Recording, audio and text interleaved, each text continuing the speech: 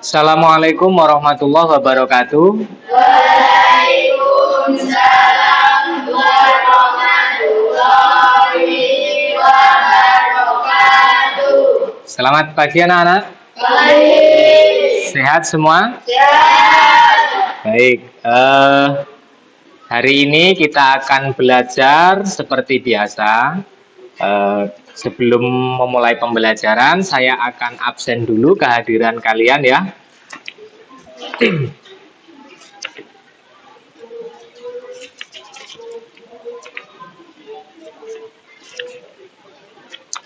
Oke. Adel, Afifah, Ahmad Fadil, Jindan, Ahmad Ramadan, Reza, Alfa, Niko, Desi, Diana, Dinda, Dino, Excel, Eza, Silvi. Oke, hadir semua berarti ya.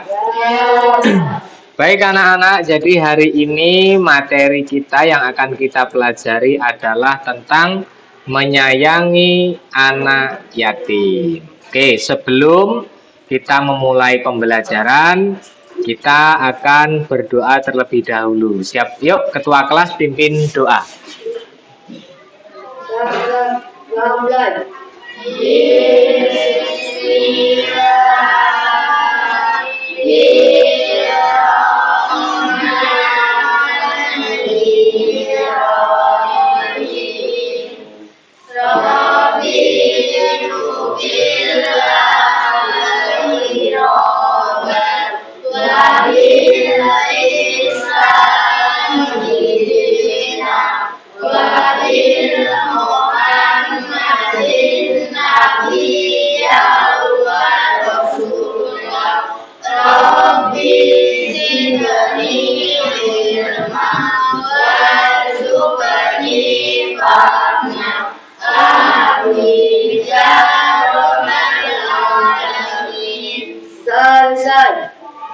Oke, terima kasih.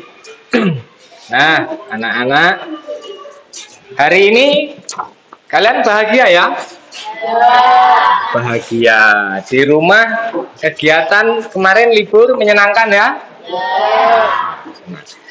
Bisa bermain dengan teman-temannya? Nah, kemarin main apa ini? Bareng-bareng atau sendiri-sendiri? Sendiri ya. Ada yang main bareng-bareng? Ada ya. Mungkin mancing bareng gitu ya. Oke, menyenangkan bukan kalau bermain bersama-sama? Oke. Nah, dalam materi kita anak-anak, jadi nanti setelah kita mempelajari tentang materi anak yatim ini, diharapkan yang pertama kalian mampu meyakini surat Al-Maun sebagai firman Allah dengan benar. Jadi kalian tahu bahwasanya Quran surat Al-Maun itu adalah firman Allah. Yang kedua, kalian terbiasa membaca surat Al-Maun dengan baik dan benar. Kemudian kalian melafalkan, mengartikan, dan menjelaskan makna isi pokok surah Al-Maun dengan benar. Kemudian kalian bisa menghubungkan ayat per ayat dalam Al-Quran, Quran surat Al-Maun itu dengan perilaku kehidupan sehari-hari. Kalian tahu di dalam Quran surat Al-Maun menjelaskan tentang apa, kemudian kalian bisa mempraktikkannya dengan kehidupan sehari. Nah, ini tujuan pembelajaran kita. Dan yang terakhir, mempraktikkan hadis Nabi. Hadis Nabi tentang menyayangi anak yatim. Nah, oke. Anak yatim. Ada yang tahu siapa itu anak yatim? Ya. Anak yang tidak punya orang tua. Karena apa tidak punyanya? Orang tuanya meninggal. Bagus. Ada lagi? Kalau yatim piatu, siapa yang meninggal? Kedua orang tua. Nah, baik itu satu maupun dua-duanya yang meninggal dunia, tetap dikatakan anak yatim. Nah, dalam Al-Quran Allah menerangkan atau Allah mencatatkan tentang pentingnya kita menyayangi anak yatim. Itu tertera dalam Quran surat Al-Ma'un. Quran surat Al-Ma'un adalah Quran surat yang terdiri dari 7 ayat. Ini ada di urutan surat yang ke 107. Jenis suratnya Makiyah, yang artinya diturunkan di kota Mekah. Bagus, kalian sudah paham. Nah, selanjutnya anak-anak, sebelum kita masuk dalam pembahasan, kita akan membaca Quran surat Al-Ma'un secara bergantian. Nanti saya baca, kemudian kalian menirukan ayat per ayat. Kita baca dengan baik dan benar, baik tajwidnya maupun makhrajul hurufnya. Bisa? Oke. Ikuti saya. Bismillahirrahmanirrahim.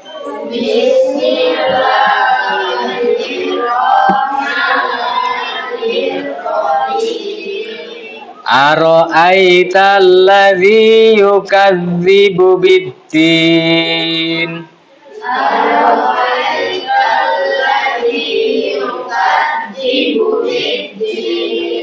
Fadzalikal ladzi yad'ul yatim.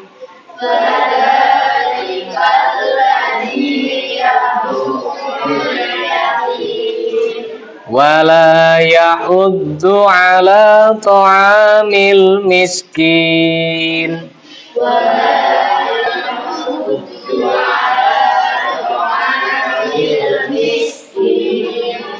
Fawailul lil musallin.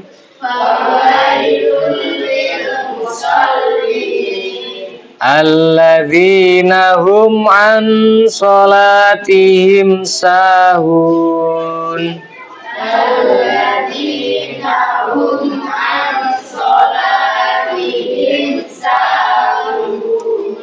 Alladzina hum yura'un.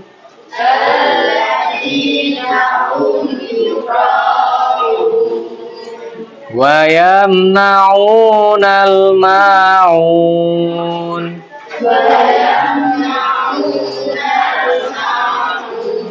Shadaqallahul azim.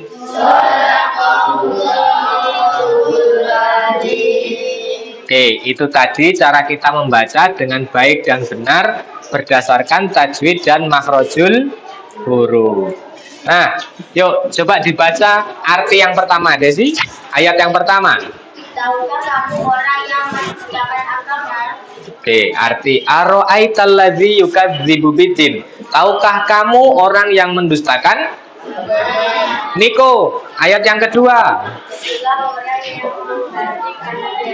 Nah, di sini itulah orang yang menghardik anak yatim. Jindan coba yang ketiga. Dan tidak mendorong memberi makan orang miskin. Dan tidak mendorong memberi makan orang miskin. Wala yahuddu ala ta'amil miskin. Ayatnya itu. Yang keempat, Eza tolong dibaca. Maka celakalah orang-orang yang sholat. Fawailul lil musallin. Loh, kenapa kok bisa celaka? Yuk Rezi, ayat yang kelima. Yaitu orang-orang yang lalai terhadap sholat. Ya, alladzina hum an sholatihim sahun. Yaitu orang yang lalai terhadap sholatnya. Ternyata orang yang sholat itu kalau lalai sholatnya akan menjadi celah. Yang keenam, coba. Dan orang-orang yang berbuat riya, pamer ya, suka pamer. Terakhir, Excel. Dan enggan memberikan bantuan. Nah, ada di ayat yang pertama kita Allah mengatakan, tahukah kamu orang yang mendustakan agama. Di ayat yang kedua, itulah orang yang menghardik anak yatim. Kemudian nanti akan ada kaitannya dengan ayat yang terakhir, dan enggan memberikan bantuan. Baik, kita sebelum kalian mengerjakan tugas ya, nanti kita akan mengerjakan tugas. Nah, sekarang kita simak dulu materi tentang anak yatim. Saya Pak Nulis dalam pelajaran pendidikan agama Islam. Hari ini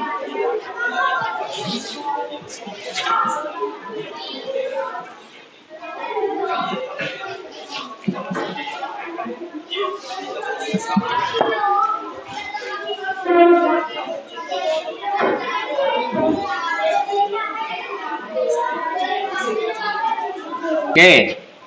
Nah, itu tadi materi tentang anak yatim. Jadi di situ ada cara kita menyayangi anak yatim ya. Kemudian manfaat kita menyayangi anak yatim. Kira-kira anak yang tidak punya orang tua punya kesempatan untuk bisa menjadi sukses tidak? Mereka berhak tidak untuk bahagia?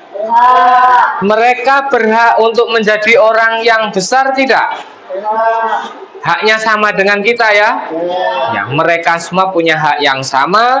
Mereka berhak disayangi, mereka berhak sukses, mereka juga berhak bahagia. Nah, dalam materi ini nanti saya akan membagi kalian dalam kelompok. Nah, dalam setiap kelompok nanti kalian akan mencari kisah inspiratif tentang anak yatim yang sukses.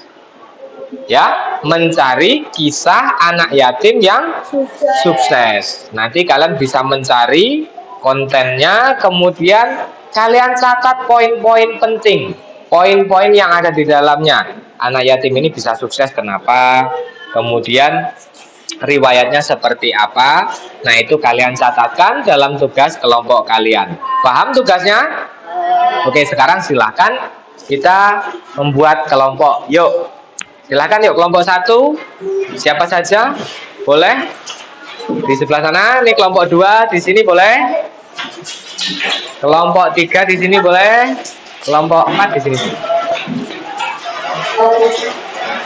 Tolong masing-masing kelompok ambil Chromebook di depan ya.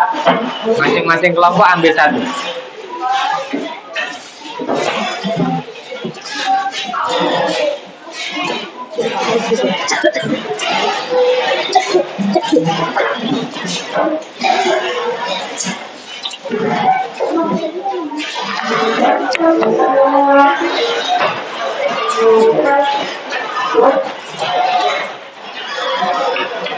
Oke, silakan dinyalakan dulu perangkatnya. Kalau ada masalah, silakan ditanyakan.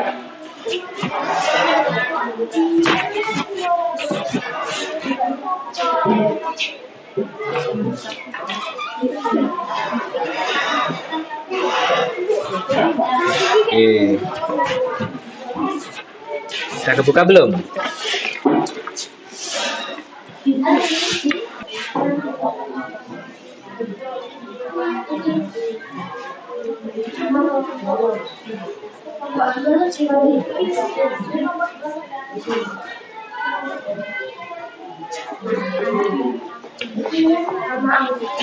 Sudah ketemu belum? Oke, boleh. Oke, cari salah satu saja ya. Mana? Ya, ambil salah satu, nggak apa-apa.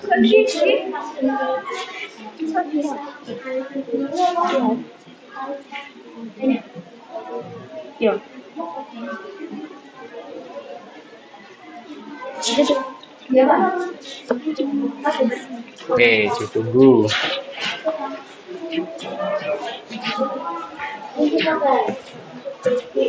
Sudah ketemu belum? Ya itu.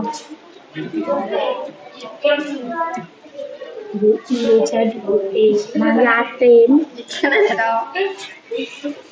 Nah, bisa.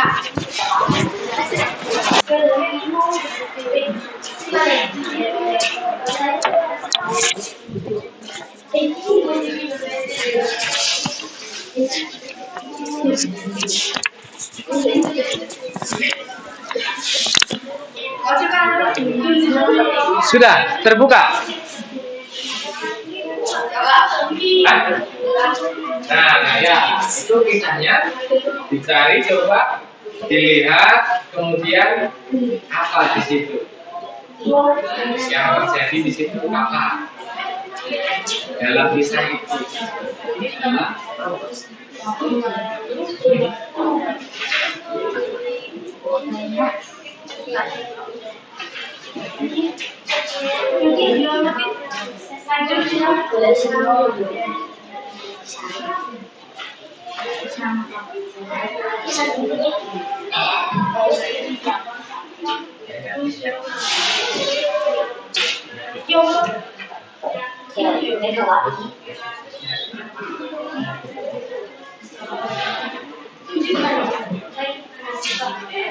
Kalau di halaman depan nggak cukup, tulisannya bisa ditaruh di halaman belakangnya ya.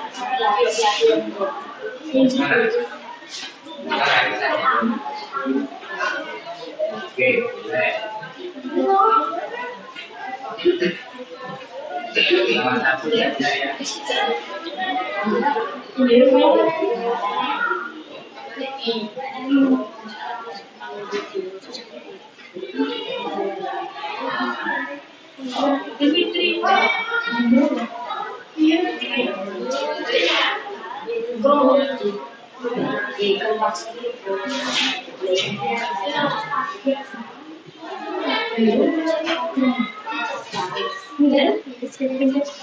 Nah, kisahnya mana? Yang ini yang mana?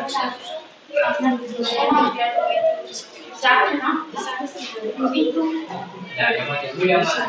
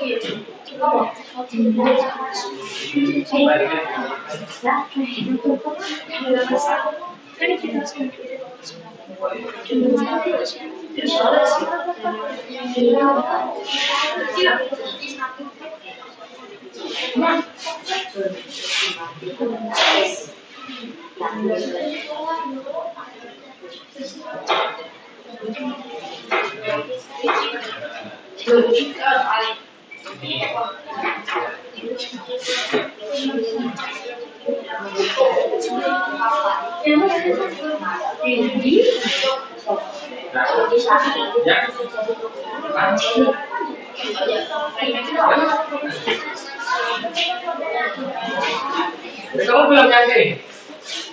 Kamu kan? Belum.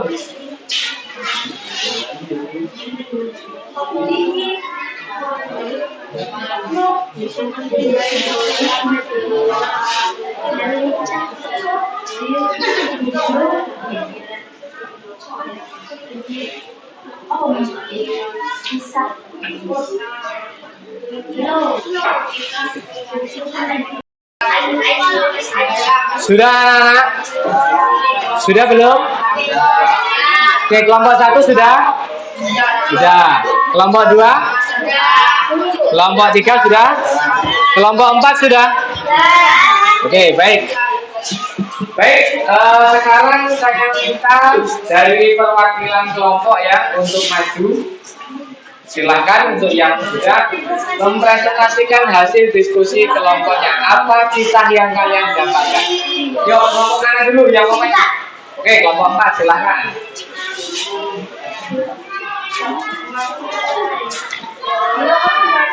Oke. Perkenalkan namanya siapa, dari kelompok berapa, anggotanya siapa saja? Assalamualaikum warahmatullahi wabarakatuh. Waalaikumsalam.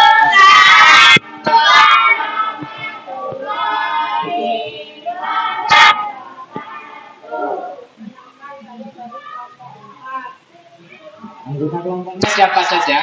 Anggota kelompok Indra Ramadjani, Blok Pratama, dan saya Ahmad Teja Sunata. Oke. Saya akan menceritakan kisah inspiratif anak yatim yang sukses. Akrofis lahir dalam kemiskinan, dia juga pernah menjadi anak yatim piatu sejak usia 3 tahun. Ibunya meninggal ketika dia berusia 18 tahun. 9 bulan kematian ayah terjadi ketika dia masih bayi. Pengusahanya kemudian jatuh ke tangan paman dari sang ayah. Akrofis dibesarkan di kota industri panci di Rusia. Saat ini dia memiliki usaha di bidang teknologi yang sangat besar. Kisah ini mengajarkan pada kita untuk tetap semangat menjalani hidup meski tanpa orang tua. Oke, siapa tadi tokohnya namanya? Abramovich ya? Akrofis Ya, punya usaha di bidang apa? teknologi. Teknologi. Usahanya jadi besar? Ya, Ya. Dari kisah ini apa? menjalankan kisah ini untuk tetap semangat menjalani hidup meski tanpa orang tua. Oke, silahkan. Terima tepuk tangan dulu. Oke ya, ternyata Abramovich, tokoh yang disebutkan tadi ya, nggak punya orang tua sejak usia 18 bulan ya. Dan bisa sukses punya perusahaan di bidang teknologi. Keren sekali. Oke. Yuk silakan kelompok selanjutnya. Kelompok 1. Desi, yuk.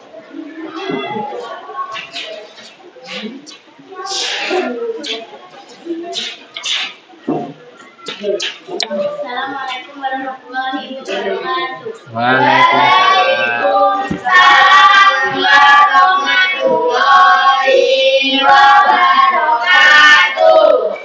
Perkenalkan, saya Desi dari kelompok 1 dan nama anggota kelompok saya Jindan Mubarok, Afiqah Nurul Aini, sama Eza Raka Pratama. Kisah inspiratif anak yatim yang sukses.